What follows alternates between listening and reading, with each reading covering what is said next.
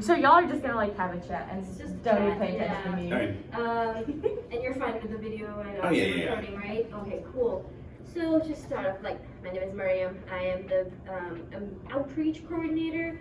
We've just been wanting to, share a few stories from Homeward Bound that we can have on our social media and just for publicity's sake. So whatever you'd like to share today, we'd really appreciate. So just to start off, like, tell me about yourself, My name is Richard Barber. I am 49 years old and very proud of that because I did not even see this ever happening. I never saw it even being, I never thought about being middle-aged, to tell you the truth.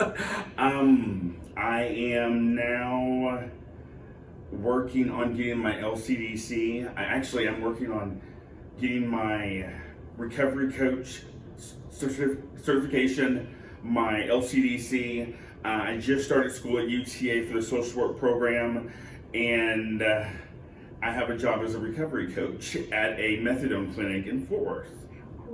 So I have a lot going on, but it would not have been possible if I hadn't taken if I had taken all the guidance from the staff at Homeward Bound.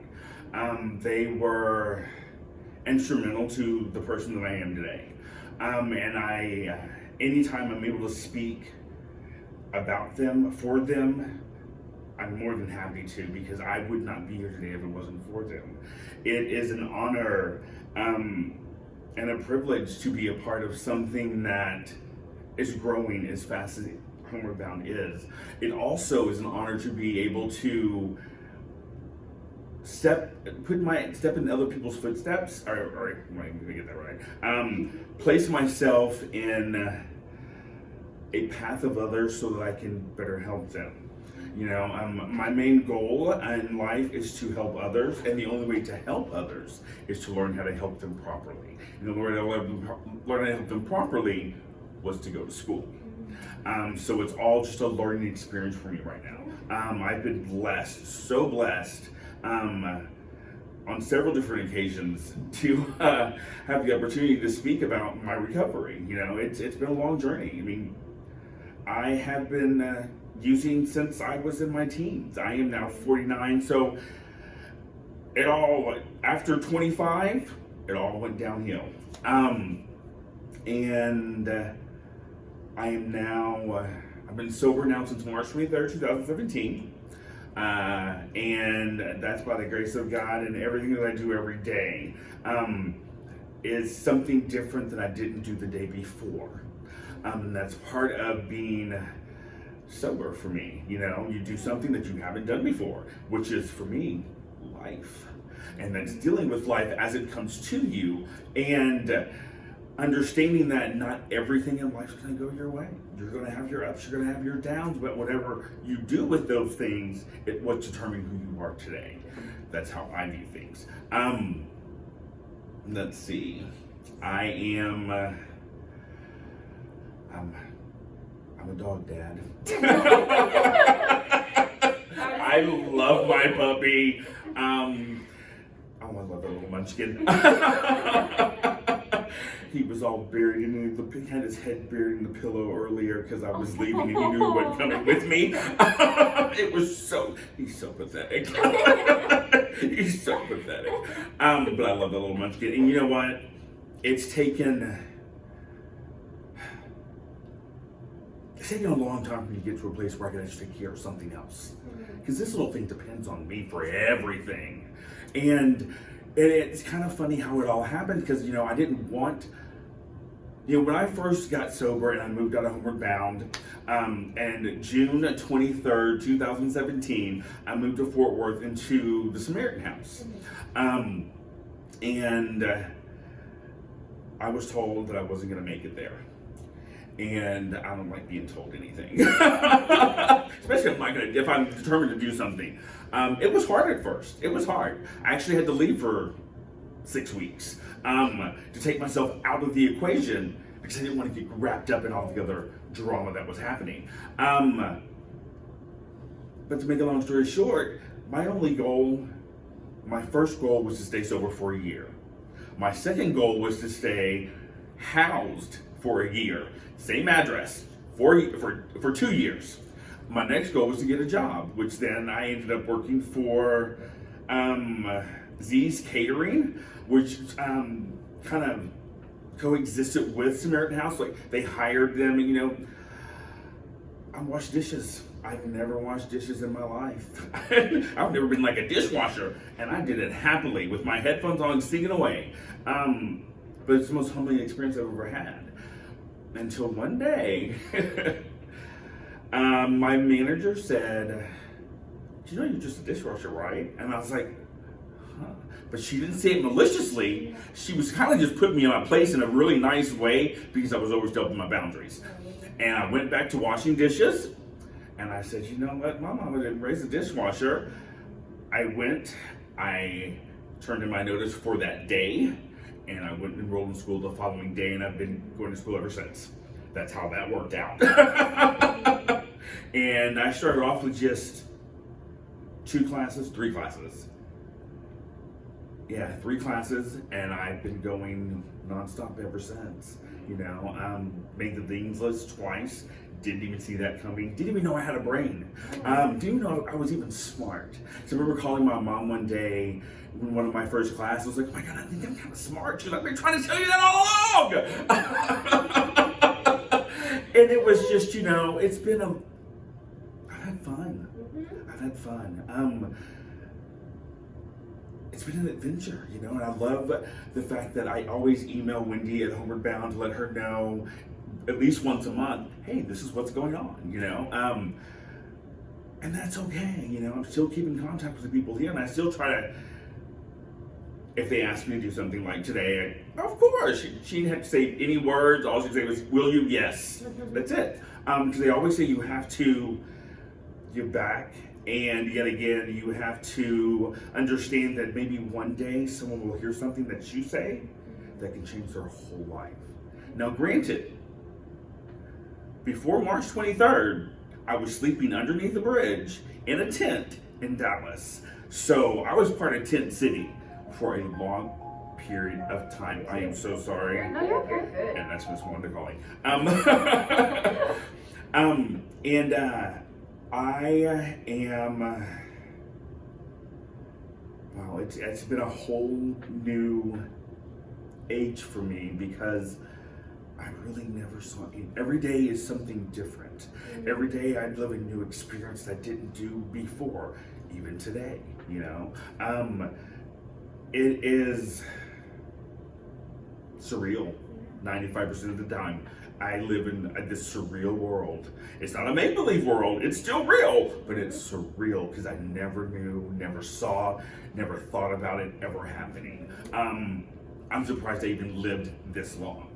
And to be honest, I am HIV positive, and when I got sober, when I went to Homeward Bound, my CD4 was 5, which means my white cell blood count was almost gone. I didn't really know how sick I was until I got better. And I remember one of the texts, that first day I was there, I was in the kitchen and I was eating something, but I sat down by the trash can and Samantha walks in and says, "Hey, what are you doing?" And I'm like, "I'm eating." She's like, "What? There's chairs." And I'm like, "I want to stay right here." I thought I deserved to be there. But that didn't come into my mind until recently. And I was like, "Oh, wait a minute. Man, I was bad." I was really out there. I really did not, I had no concept of anything, I lived from getting high. That's all I did, I did that every single day in some sort of way, some kind of drug. Today, I do things to better myself. Today, I'm there to help others achieve the exact same success that I have. I'm willing and able to help anyone that's out there. If you ask me, I'll go 110% for you, but you gotta at least do 75. So what changed it for you? What was the point where you realized you needed to go get help and you came to Homeward Bound? And like, what changed that perception that you had of yourself and your own life? The really crazy thing about it, I went to Homeward Bound because I wanted a roof over my head, I wanted clothes, and I wanted food, and I wanted to feel safe. Because I realized the day that I got high, I was laying in that tent, and after I did the shot, I was laying in the tent, and I was going, if I die out here, these people are just gonna bury me, and no one will ever know. And I remember sitting at McDonald's on in the parking lot, just crying and begging God just to help me. And I went to Homeward Bound. Now, granted, when I got to Homeward Bound, I didn't want to be there, but I wanted to be there. I just didn't want to be out in the element anymore. And it just, one day, I stopped fighting. I stopped fighting the process. And one of the things that actually really helped was one of the counselors said, I went to him, I was mad because people were getting things and I wasn't getting them. And he would always ask me questions. When he asked me questions, it'd be the same question he asked me the day before. And I'm like, why do you keep asking the same question? But when I asked him, I was like, dude, why don't you help me? He goes, why would I want to help somebody who doesn't want my help? And that next day, I immediately got a sponsor. I started working the steps. And I've been doing it ever since. You know, I was tired of being hungry, dirty, lonely, scared, frustrated, broke. I was just tired. You know, I got to the point I was just tired. And that's what it takes sometimes. And that's what it takes all the time. You have to be tired, but you also have to be willing and able to learn. You know, you have to be willing to accept the fact that, okay, I have a problem. How do I fix it? It has a, you know, if you have a sickness and that sickness has a label, if it has a label and it has a title, you can always fix it. That's at least what they tell us. So how do you feel about it where you're at now? Some days it's scary. Some days it's really scary. My first day of class on Tuesday was my practicum class, you know, and I've worked hard to get to where I'm at today. And I remember I was sitting out and I was sitting waiting for the class to begin. You know, of course I get there early and sitting outside the door and it's 30 minutes early. I'm trying not to pay attention to what's going on around me. I have the music on and I'm flipping out. I'm freaking out because, you know, all the stuff that I'm working towards is actually coming to a head, you know, and it's bizarre. No. God places me in places that I need to be. Even with my internship, my practicum, where I have my practicum at, I went in there. Actually, when I made the phone call to ask them if they had gotten my email, the lady on the phone said, well, if you come in here with as much energy as you have on the phone today, the position's yours. I hung up the phone, I looked at my puppy, and I said, oh my God, it's mine. And and I've been there ever since. And actually what happened was, and this is a really cool story, I walked in, and within 2 hours, they offered me a position. So I get to pay, I paid practicum now, which is, yes. I get paid to do this now. And that's really, I mean, you know, but then you also have the opportunity of being a recovery coach, which has been offered to me several different times. This is the third time it's been offered. So I was like, ooh, maybe God's trying to tell me something. And each step, each day, there's something different that he's trying to say, look, here's where you need to be. So I just kind of go with the flow. You know, I don't question it. I don't argue.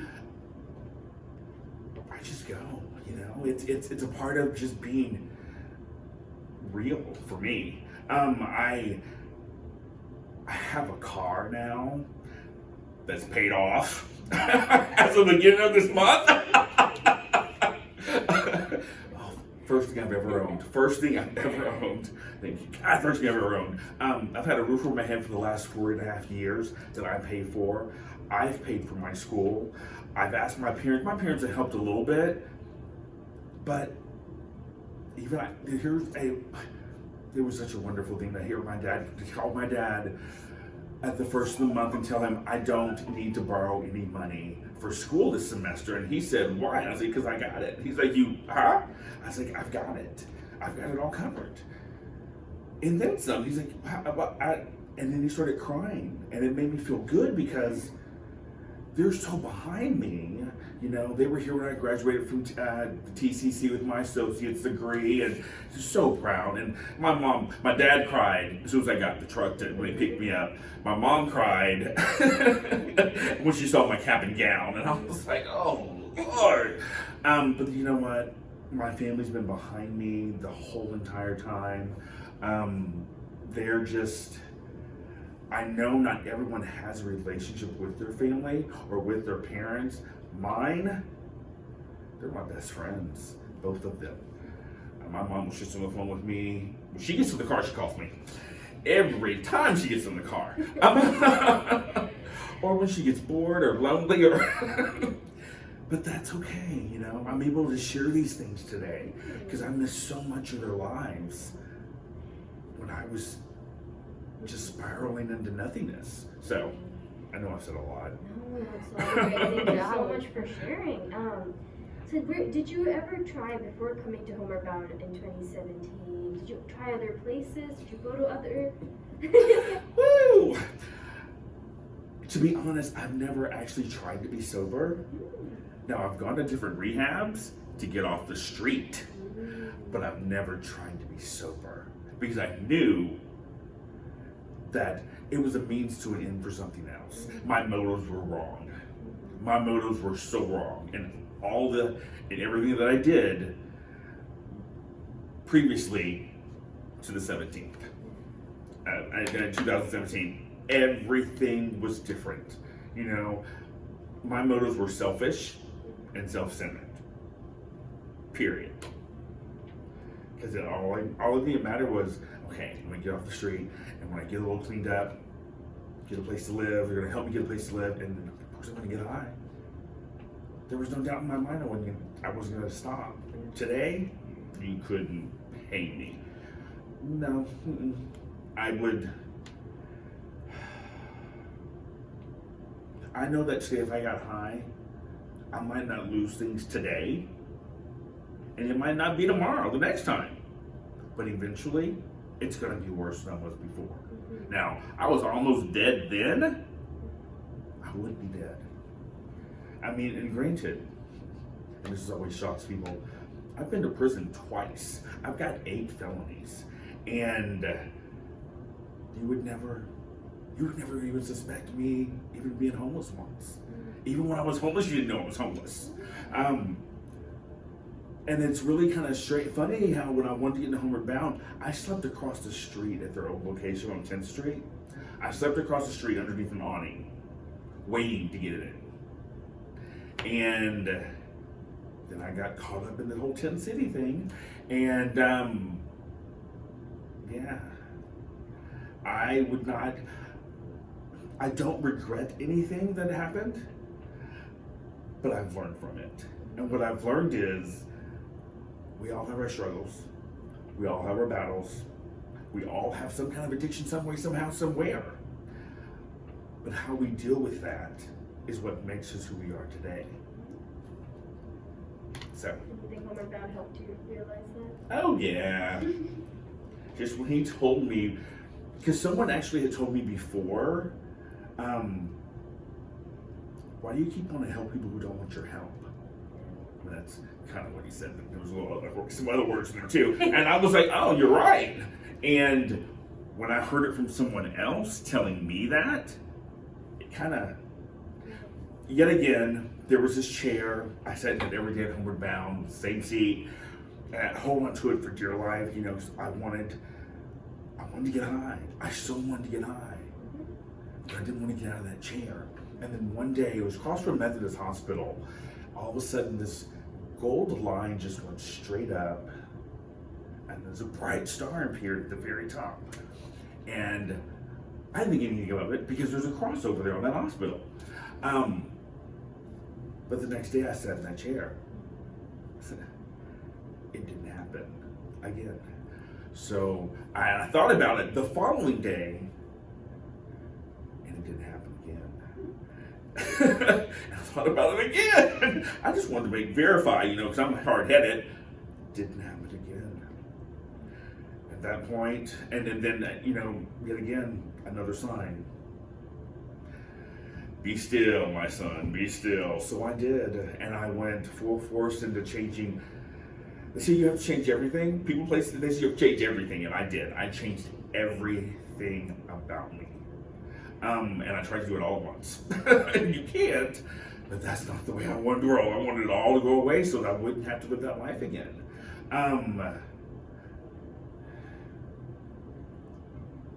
Does it get hard some days? Yeah. Do I still want to use sometimes? Yeah. But I love being sober more than I love being high. And when I think about being high, it'll be 102 degrees outside today.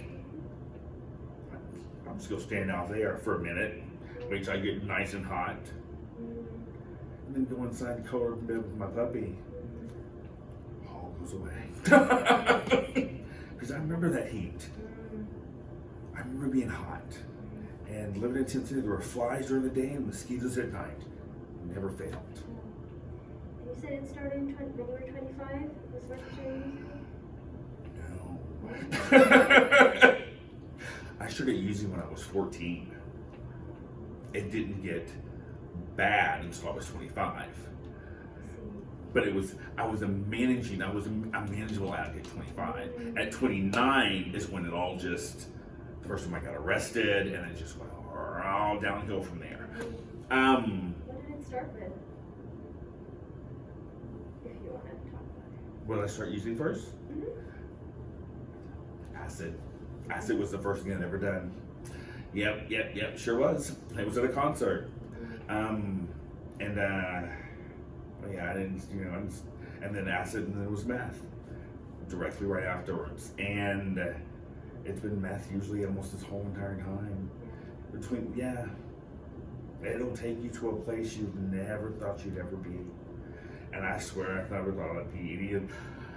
I remember walking through downtown Dallas, 2017, and it was February the 15th. Oh my God, it was so cold.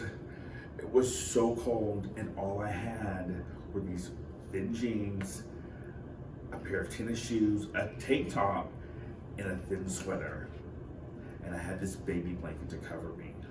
And as I was walking through the window, walking by this window, I was like, oh man, I'm a fucking bum. And it just,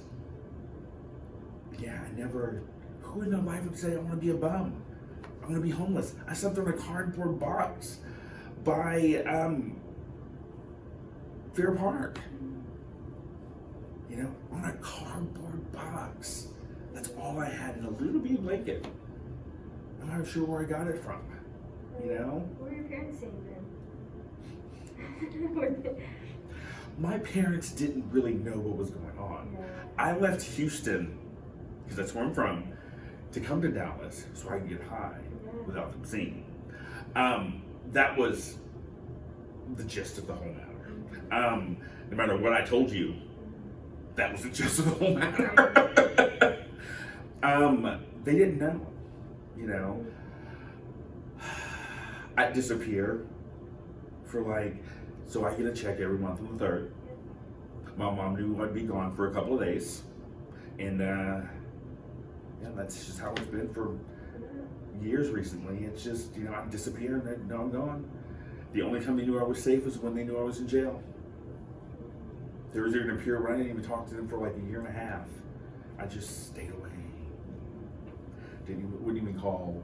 And it's, I put them through hell. I did, I really did. And I regret, no. I've learned from that mistake. Because I don't regret anything that I've done.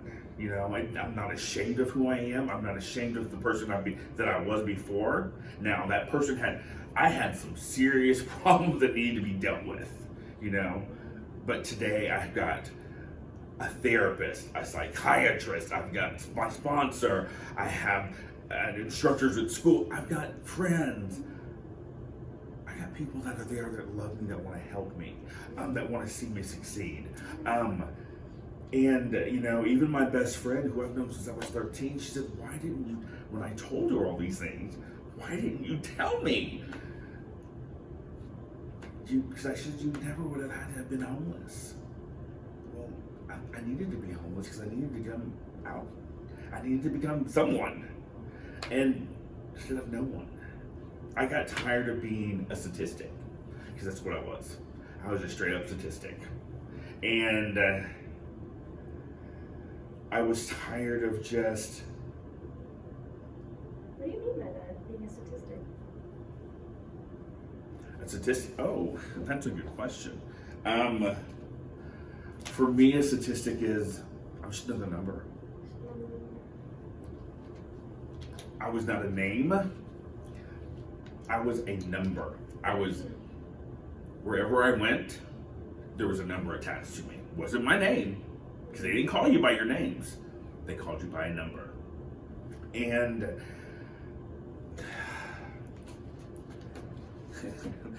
I'm a black, gay, HIV positive male addict that was homeless. I was a statistic all the way around, just for my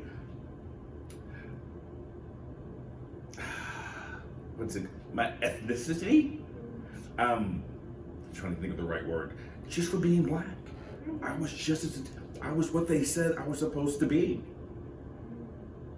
Oh, and an ex-con. That's 7 things, I was what they said I was supposed to be.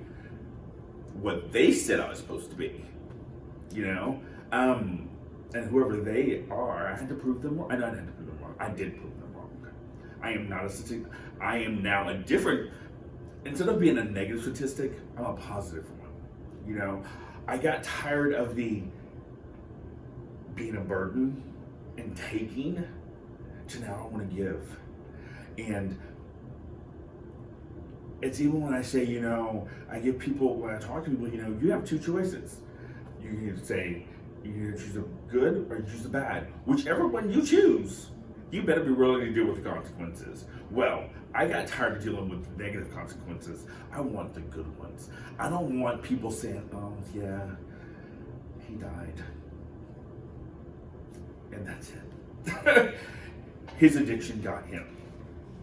Instead, I want people to say, wow, you wouldn't believe what he's done today. That's it. Yeah. Not a statistic anymore. No, I am a successful statistic. So just thank you so much. Like you've shared so much. What would you tell someone who's struggling right now, either being, out of all the statistics you named, or just struggling with addiction in general? It's never too late. And just sit down and be still. People love you. Let them, and one of the things I always tell you is, in any of the struggle groups, let us love you until you can love yourself. And that's how I view a lot of different things today. And that's why, because I work for North Texas North Texas Addiction Counseling and Education. That's a whole lot to say. And their theory behind everything is you're not a number. You're a person. And I love these people. I almost want to cry because I love them so much, because they're real, and you're not, I'm there for you. And like people were there for me, I'm there for them. And it's amazing. So, yeah. You tell me you're not a number. Oh, yeah. Oof. And I'd like to, every once in a while, I like to shock them a little bit by saying, they don't know my story. And then let me tell you one thing. Like, oh, you what? Yeah, you would never know. And, that's, you would never know. Okay. Thank you so much, Richard. Is there anything you'd like to add? You're an amazing storyteller. Is this did you become an amazing storyteller? Or was this something you were born with? just, you know, usually I'm nervous and sweaty, and today I'm just, Oh, I'm happy. You're really good at like painting an image, like the star and the and you know what? And thank you. It's actually it's one of the things they have a thing at Homeward Bound called storytelling, and it's to help you be able to tell your story to other people. And of course, I went there. I did it a couple times, you know, but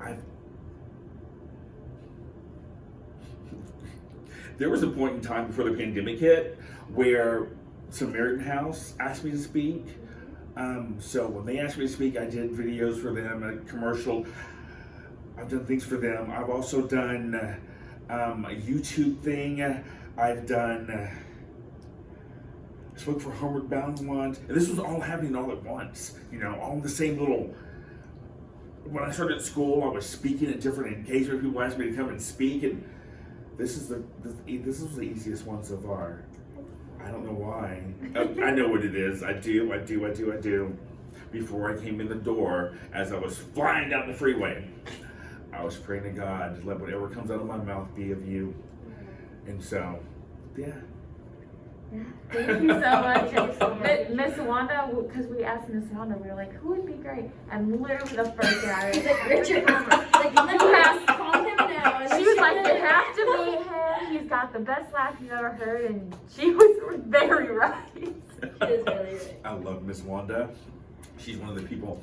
I have a group of people that I text and send motivational stuff to every day, like 42 people, and she's one of them.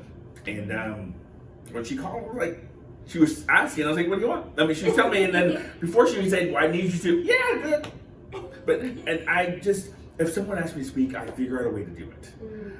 Because it's important that not just my story gets out. Yeah, it is. It's important for my story to get out, because you know what? It could save someone's life. I mean, especially with this national awareness.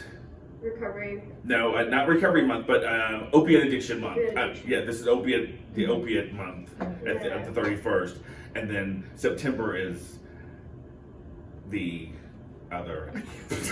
There's so many awarenesses.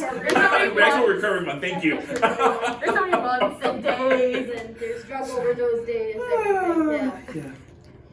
I only struggle with the school right now, so okay. Statistics, mainly. I really appreciate this. No worries. Yeah, thank you so much.